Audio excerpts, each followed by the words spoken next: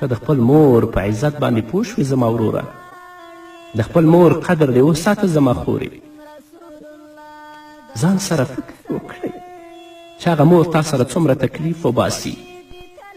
څومره وخت یې ته په خپله ګېډه کې وګرځولې او څومره شپې دې په ناخوبي تېرې کړې هغه ستا تربیت وکړه ستا روزنه او ستا پالنه یې وکړه نن ورځ ته جګېږي خپل مور ته تیزه خبره کوي نن ورځ ته جګېږي خپل مور ته شکنځل کوي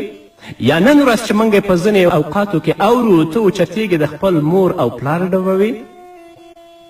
الله اکبر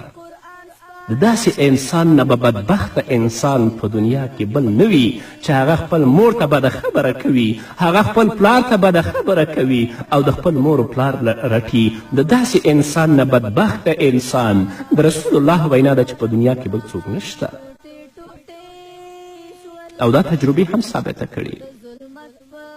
څنګه اخلاق او څنګه چلند چې تا خپل مور و پلار سره وکړه همدارنګه چلند او دارنګه رفتار او اخلاق به ستا اولاد ستا سره کوي که د خپل د مور و پلار عزت وساته د خپل مور و پلار قدر دې وساته د هغو احترام دې وکړه د هغو قدر دې وکړه د هغو خدمت دې وکړه اولاد به هم تا سره همداسې کوي خدای مکړه تا خپل مور و پلار ورټل هغو ته د تیزې خبرې وکړي د هغو خدمت دې ونه که نو ستا اولاد به هم تا سره داسو کوي او دا هم تجربې ثابته کړي هغه چا چې د خپل مور و پلار دعا په دنیا کې واخیستله د مور و پلار خدمت یې وکړه هیڅکله به هغه په دنیا کې خوار نشي الله به عزت ورکوي او په آخرت کې به هم الله رب العزت دې ته عزت ورکوي په اوچته غاړه به الله ته ولاړ وي نو قدرمنو اوریدونکو مسلمانانو ورونو او خویندو دا د رسول الله نصیحت دی چې تاسو د خپل مور او پلار سره ښه چلند کوئ دا ډیر لوی نعمت دی ډیر اوچت نعمت دی چې د دې نه لوی نعمت په دنیا کې زه بل نه وینم د مور و پلار سترګو ته چې تاسو ګورئ دا عبادت دی د خپل مور سره چې کینې خبرې کوي دا عبادت دی ولې ځان د دې لوی نعمت نه محروموئ زه د خپل د کامیابي لوی راز په دې کې وینم چې زما مورجانه ماته دعا کوي سهار چې د کورم راوځم ورشم د خپل مورجانې څخه ماښام هم چې کور ته راشم د خپل مورجانې څخه ورشم دا ورته چې ته ماته دعا وکړه زه په دې پوه یم چې زما د مور دعا چې هغه زما په حق کې کوي په اخلاص سره الله یې قبلوي نو که غواړئ چې کامیابه اوسئ د خپل مور و پلار دعا واخلئ هغو سره ښه چلند وکړئ همدارنګه په یو بل روایت کې چې مسلم د حضرت ابو هریره رضی الله تعالی عنه نه روایت کړی هغه فرمایي چې د رسول الله صلی الله علیه وسلم څخه پوښتنه وشوه چې د الله رسوله په ټولو کې څوک ډیر زما د ښه چلند حقدار دي رسول الله ویل ستا مور بیا ستا مور بیا ستا مور بیا ستا پلار او بیا ستا خپلوان څومره چې در نږدې وي هغومره حقدار دي مور سره به ښه چلند کوي د خپل پلار سره به ښه چلند کوي او هغه څوک چې د ستا اقارب دي ستا خپلوان دي ته به د هغو سره ښه چلند کوي چې ته په ټولنه کې په کورنۍ کې خپل قوم کې د خلکو لپاره یو نمونه او یو مثال وګرځي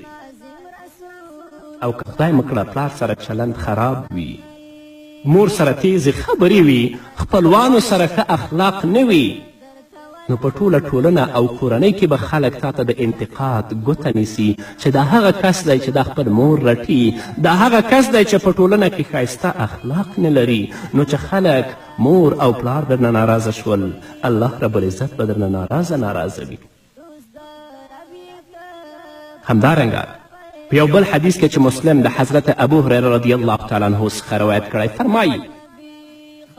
چې رسول اکرم صلی الله علیه وسلم وفرمایل د هغه سړي پوزه دې په خاورو ولړل شي د هغه سړي پوزه دې په خاورو ولړل شي د هغه سړي پوزه دې په خاورو ولړل شي چې مور او پلار دواړه یا یو په بوډاتوب کې یعنی په زوف کې پیدا کړي او د هغوی د خدمت په کولو جنت ته داخل نشي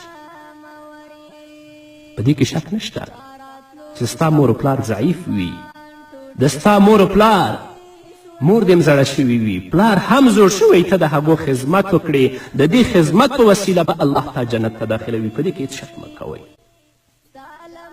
نو رسول الله وایي بدبخته هغه انسان دی 3 ځلې دا خبره تکراروي چې هغه د خپل مور او پلار د ضعف او د ضعیفي په حالت کې بیا مومي او د هغوی په خدمت باندې دا جنت ته داخل نشي. الله رب العزت دې موږ ته توفیق راکړي چې د محمد رسول الله صلی الله علیه وسلم دا نصیحتونه ومنو. په دې کې زموږ کامیابي ده.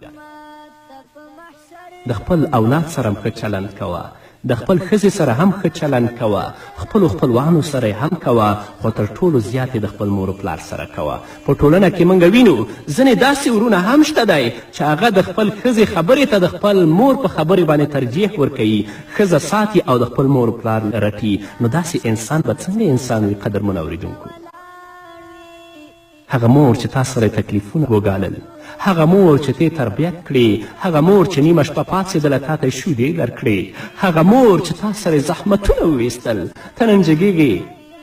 د خپل د ښځې په شیطانت باندې یا د هغې په ورانې خبره باندې مور و پلار رټې.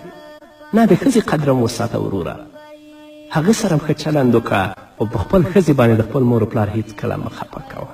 د هغو عزت ساته، په دې کې د کامیابي ده. نو د رسول الله وینا ده، د هغه نصیحت دی چې د خپل مور و پلار سره ښه چلند کوئ. نور به واورو قدرمن اورېدونکو، خو د یوې دمې وروسته.